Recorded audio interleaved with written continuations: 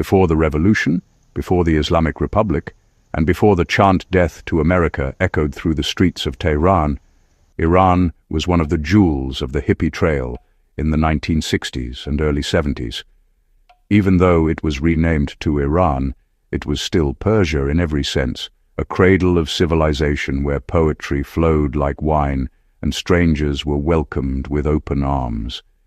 The country that today is associated with sanctions, nuclear tensions, and theocratic rule was once seen as a beacon of modernity in the Middle East that charmed Western tourists with its ancient grandeur, bohemian freedom, and overwhelming hospitality that travelers would remember for the rest of their lives. In 1935, Reza Shah formally requested the international community use Iran instead of Persia, asserting the country's modern identity. But throughout the 1960s and 70s, under his son Mohammad Reza Pahlavi, Iran became something extraordinary, a fusion of its glorious Persian heritage and ambitious modernization that created a society most people today simply cannot fathom existed. The Iran of the 1970s flew a different flag entirely. The lion and sun, a proud symbol dating back thousands of years, featuring a lion wielding a sword before a rising sun, adorned everything from government buildings to commercial aircraft. This ancient emblem represented courage, royalty, and the light of justice. After 1979, the Islamic Republic replaced it with a stylized tulip and the takbir, erasing centuries of continuity in a single revolutionary decree. Isfahan became the soul of this journey. Its Naqsh-e-Jahan Square, one of the largest city squares on earth, left travelers breathless.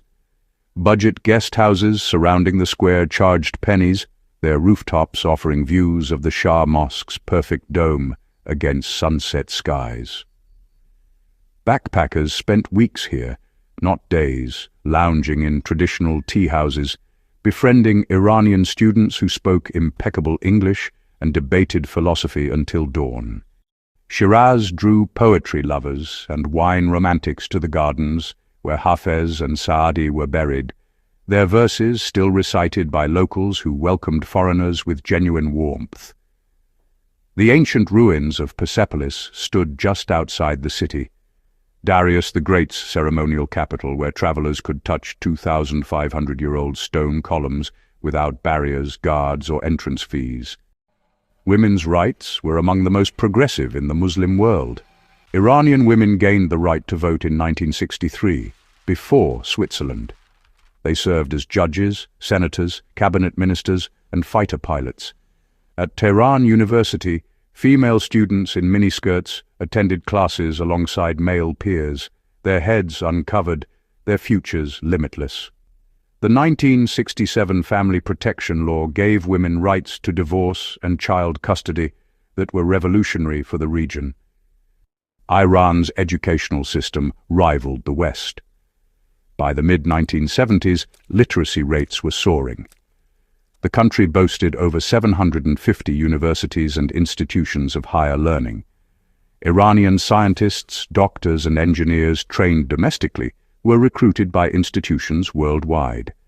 The Pahlavi University in Shiraz, established with the University of Pennsylvania partnership, became a regional academic powerhouse. Religious diversity, really flourished quite openly. Tehran's substantial Jewish community, one of the oldest in the world, operated synagogues freely. Armenian Christians celebrated their traditions in these ornate churches. Zoroastrians maintained their ancient fire temples too. The constitution actually recognized religious minorities with protected parliamentary seats. This wasn't merely tolerance, it was genuine pluralism. The economy, well, it absolutely boomed with oil wealth invested in infrastructure. The Trans-Iranian Railway connected the Caspian Sea to the Persian Gulf. Modern highways crisscrossed those mountain ranges. Tehran's international airport welcomed flights from across the globe. Supermarkets, believe it or not, stocked imported goods. The middle class expanded rapidly, driving Pekins, Iran's domestically produced cars, to weekend picnics in the Alborz Mountains. The religious establishment existed, of course. Qom remained the center of Shia scholarship, its seminaries training clerics in theology and jurisprudence. But under the Shah's modernization program, the mullah's political influence was deliberately curtailed. The monarchy saw itself as the guardian of Iran's ancient imperial heritage, with Islam as one thread in a much larger Persian tapestry. Religious conservatives, they really resented the secularization, the Western influence, and the Shah's rather authoritarian style. A cleric named Ruhollah Khomeini had actually been exiled back in 1964 for opposing the Shah's reforms. From Iraq and then later France, he quietly cultivated a following. Most travelers, just sipping tea in Isfahan's bazaars, had honestly never even heard his name. The Iranian Revolution didn't just change a government, it obliterated a civilization's trajectory. In January 1979, the Shah fled. By February, Ayatollah Khomeini returned from exile to scenes of mass jubilation. And by April, the Islamic Republic was declared. The lion and sun flag came down. Women were required to wear hijab by law. Music was banned from radio. Universities were purged and, Islamized. Alcohol became illegal overnight. The cosmopolitan cafes of Tehran, they shuttered. Western travelers who'd spoken of Iran's magical hospitality watched in horror as the American embassy was seized and 52 hostages were held for 444 days.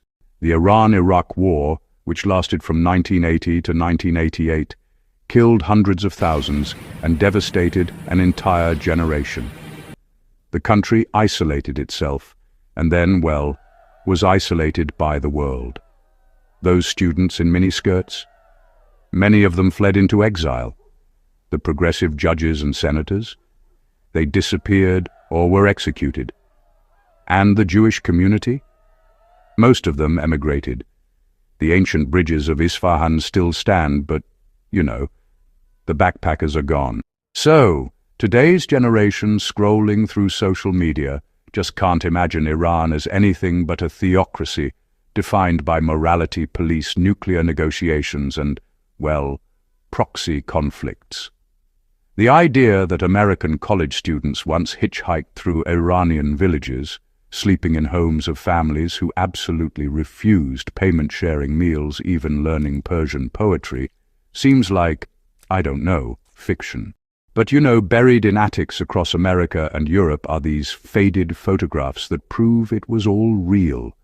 Images of young women in bell-bottoms just casually posing before Persepolis, shots of crowded Tehran streets where honestly not a single chador appears, and postcards sent home describing Iran as, quote, the most beautiful, welcoming place on earth. That Iran, that Persia, vanished in 1979. And unlike ancient ruins that can be excavated and restored, a nation's lost soul, it may never be recovered. The parents who remember those days, they whisper to their children about what was stolen. And somewhere in the mountains north of Tehran, the Alborz peaks still stand as they have for millennia, just indifferent to the revolutions of men, witnesses to both the glory and the ruin of the land below.